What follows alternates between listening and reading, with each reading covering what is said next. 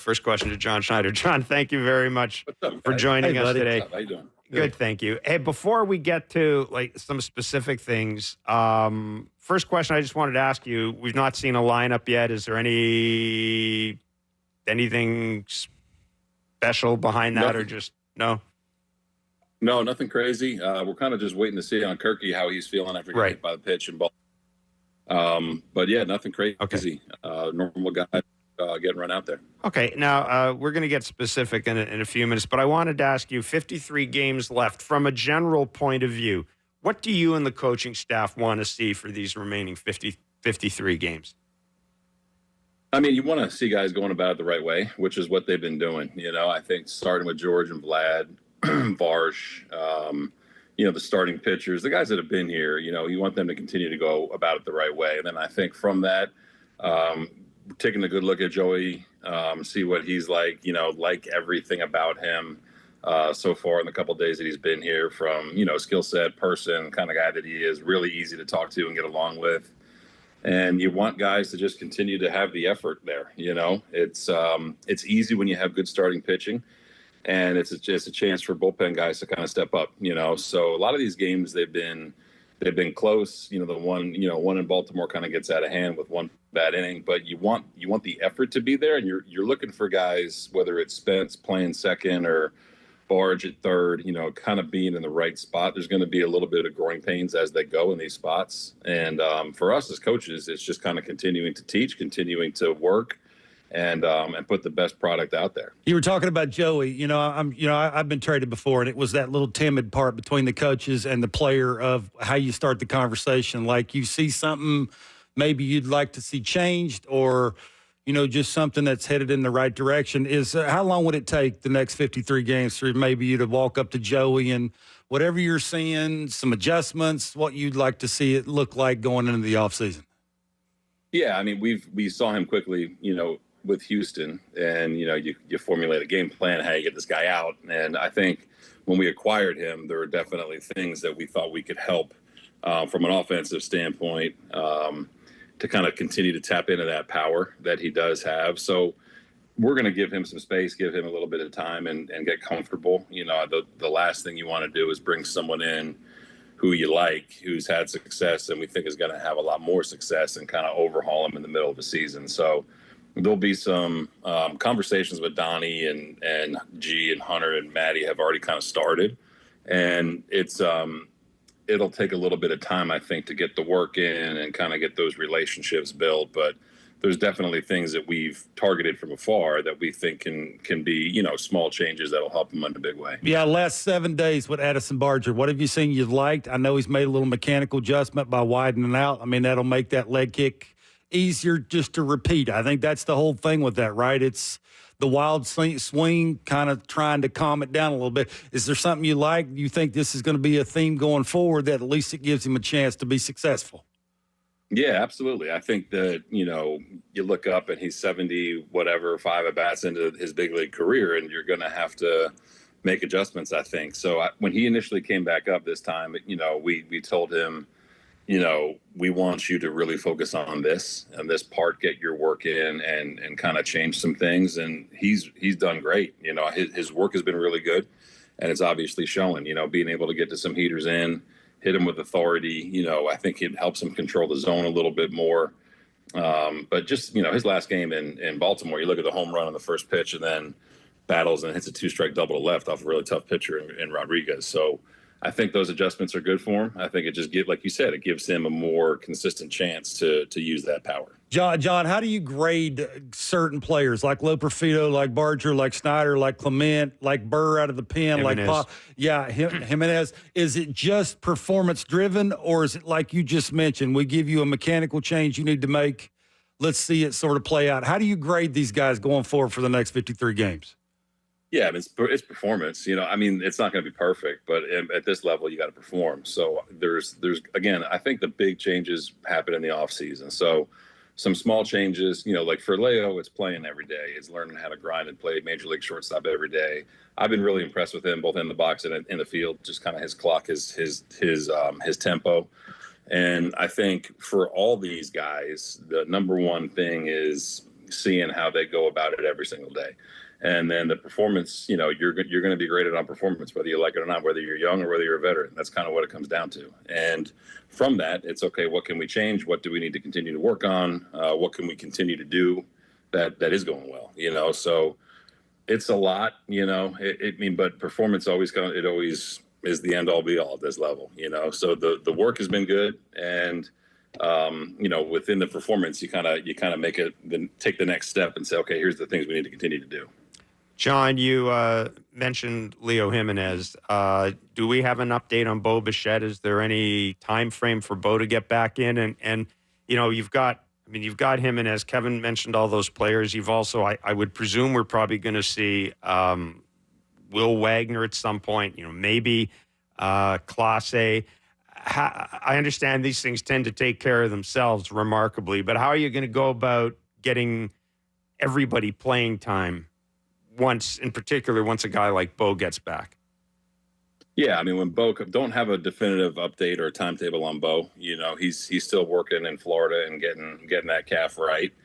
So we're probably at least a week away from seeing a time frame in place.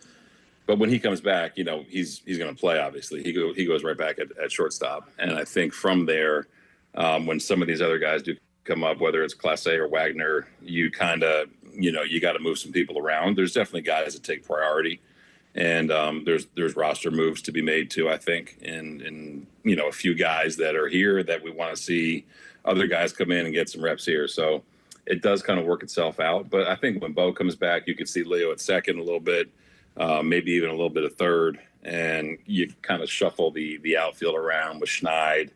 You got Joey and bring out there. So, I think Barger kind of sees a little bit more time at third, things like that. So it does work itself out. The main one we're thinking about, obviously, is when Bo gets back, and that'll be, a couple of weeks at least. And then he just slides right back into short. And then from there, you kind of try to put the guys in the best spot. Where does this Vladdy rank in the Vladdys that you've seen in the past?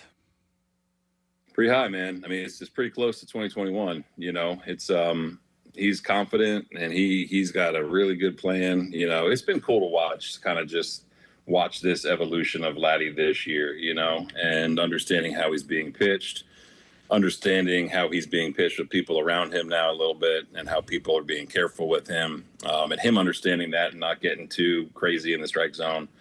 So it's been really, really fun to watch him over the past month or so. Hitting the ball extremely hard, and the biggest thing is mistakes that are in the middle. He's hitting them out. Early in the year, he was hitting them, but he wasn't out. So I think when you look back to 2021, the 48 homers come on mistakes, most of them at least. And I think just in the last month, 3 weeks, he's been on an unbelievable tear. And it's just when you put talent right together with, a plan and confidence, he's in a great spot. John, it's the 9 homers he's hit out of the 21 up the middle the other way. I think it's the most impressive part. Like that, it sort of went away the last couple of years. Just when he gets it, he misses a little bit. Now it's going out. Like you just mentioned. Why? Why do you think that he's allowed now or capable of hitting home runs the other way? Yeah, I think it's some of it's mechanical. It's getting synced up with his toe tap and his barrel and all that kind of stuff. The home runs he hit in Baltimore, the one to center looked like a freaking 1-iron. Like no one hits balls like that out to dead center, and then he kind of mishit the one to right, and still got it. So I think when his mechanics are clean and he is just a tick early with everything that he's doing, and he's recognizing the pitch. That's kind of where he was the whole 2021 season, So I think that's the difference. He's so damn strong and he hits the ball so hard. When he's on time, he can just do things that other people can't. And I think that's what he was fighting, at times this year and in years past. Just getting everything synced up in the right way. And he's, again, the work that goes into it behind the scenes has been awesome, and kind of landing at this spot that's kind of the results that you expect. Yeah, I think the last 53 games, you got to figure out what you got going in the offseason. That guy for me starts with Kirky. How do you find out if Kirky can catch 5 days a week without basically killing Kirky? Like, how do you do it? You do it. You put him out there. Yeah. And, He did a fine job last year when Jano got hurt kind of down the stretch. Was it his best version of himself? Probably not, but it's an opportunity for him. He gets it. You look up in the last couple of years, you've traded a couple catchers. It's like, okay, here you go. So he's got to take kind of the bull by the horns a little bit and say, okay, what do I need to do to be ready to play most days? We've had those conversations. We've had those conversations with him before, and we've definitely had those conversations in the last week. So I think the way you do it is you gotta put him out there as much as you can without killing him, and see how he responds. I think where he is right now with his swing and his at bats, they're a little bit more, what we're used to seeing out of him. And now it's just a matter of holding that while he's going to be playing quite a bit more. John, what are the plans for Ryan Yarbrough, who joins the team today? Yeah, he's here. He's going to be active today. We've seen him a ton in Tampa, obviously. We, seem to have our number. We joked about that right when he walked into the office today. He's going to be, kind of a Swiss Army knife. Could be length, could be 2 innings, could start a game, kind of what he's done over his whole career. And I think it's nice to kind of have a guy that's been around, just talking to him. He's a pro, he's kind of been through it a little bit and understands where he is, understands where we are right now in the season, and he's going to take the ball whenever we need him to. So it could be a variety of roles. I know he hasn't thrown in a couple days, so we'll probably give him, at least today to kind of get his feet underneath him, and he's ready to help. Yariel Rodriguez pitching game 3, as you well know, had a stinker, his last one. What do you think he can take from the stinker? I don't want to say never have one like that again, but he's old enough to self-correct and sort of keep it on the tracks, right? I mean, it's one thing to have a bad one. It's another thing to have that one. So what do you think he can take from that, make himself better, and sort of just be, like we said before, predictable going forward here? Yeah, I mean, again, he's still kind of working through the whole routine of being a starter. It's 800 degrees in Baltimore on a first David doubleheader. It wasn't the best scenario. I think what he can take from it, when we talked about it, was, you're going to have days where you're off. You're going to have days where you don't have your stuff. Any major league starter tells you that. But and when you have those days, it's how do I maneuver? How do I limit damage? How do I get back in the zone? I think the biggest thing, like you said, being kind of predictable, it starts with his delivery. He can manipulate it, slow, fast, hesitation. I think just being consistent with that and throwing more strikes. The games that he's been great, he's been in the zone and understands that his stuff gets people out in the zone. And, that games like that, I mean, it happens with veteran guys, with Chris, even when you don't have your best stuff in Baltimore and you navigate through 4, you throw 100 pitches, but you save the bullpen a little bit. So those were the conversations, just when you kind of feel like you don't really have it, you got to be in the zone. You got to make teams beat you. The walks are going to kill you. The walks are going to kill you every single time, whether you're a starter or you're coming out of the pen. We've seen that this year. So falling back on knowing that his stuff gets people out in the zone. Yeah, it's great. Last one before I let you go. Between the 3 big guys, Gausman, Barrios, and Bassett, mentally going down the stretch here, it's about 10 starts, I think, with all 3 of them you're going to have. I mean, I'm sure you can maneuver it, and, if you had to take away a couple from a guy or 2, you could do that. But any worry mentally, physically going down the stretch here of that part of it, just getting through the grind? You can tell they've been grinding. Like Barrios has been grinding. You can tell Bassett's been grinding. Gausman looks like he's figured a little something out, bottom of the zone, those kind of things. He's going to pound the zone. Is there any worry there? Any conversations? I know Petey does a really good job of that, but any worry? Because going into the off season, into the next season, you got to have these 3 dudes raring and ready to go to get off to a good start. How do you maneuver that going forward here to make sure of that going into next season, having a good start? Yeah, I mean, we've talked to all those guys. We talked to them individually. We actually talked to those guys, collectively in Baltimore, when trade deadline comes and goes. And we've relied on them so much the last year and a half, and they've been so damn good, and it's not different. The people behind them may be a little bit different, but, you have to continue to take pride in being an established major league pitcher. And one, that is going to go deep into games. So we've talked to them about that, and it's so cool to have 3 guys like that. Just their, not only their performance, but their personalities are so consistent, and they get it. They understand where we are, and they understand that they're going to be a big part of what we're trying to do next year and trying to win next year. So it would be easy, I think, to kind of say, okay, let me just finish this season out. But they're going about it the right way. They're in between work.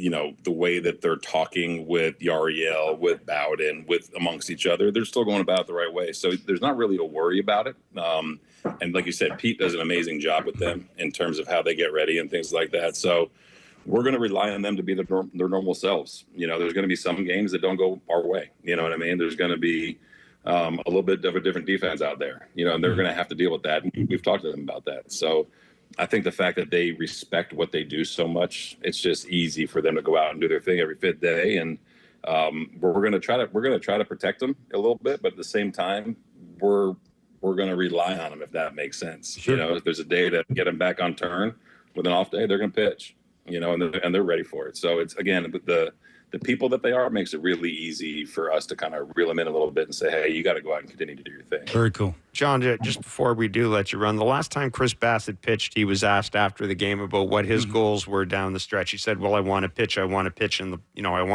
playoffs. Is there, when you say you had to talk to them as a group, look, understandably, these are veteran guys. These are guys, the clock is ticking down on them in terms of having an ability to win a title. Was that any concern at all on your part in talking to them? They're pros and, they're obviously solid guys, but they're also at that stage where they probably want a shot at a World Series. Right? Is that a concern at all for you when you talk to them? Yeah, not a concern, but that's just the reality of it. Right. Concern's the wrong word. I'm sorry. Yeah. Yeah, but they all want to be pitching deep into the postseason. They all want to be pitching on a big stage. That's why they all came here, and that's what they want to do. So, I mean, that's the part that you got to navigate a little bit. Understanding that, where we are isn't exactly where we wanted to be. Well, it's not even close to where we wanted to be. So, I think that they have to continue to find ways to stay motivated and understand that they're going to be here next year. And they're going to be a big part of us trying to get to the postseason next year. So, I don't think it's concern, but out of respect for them and where they are in their career, what they've done, where they've been, they deserve to be pitching in the postseason.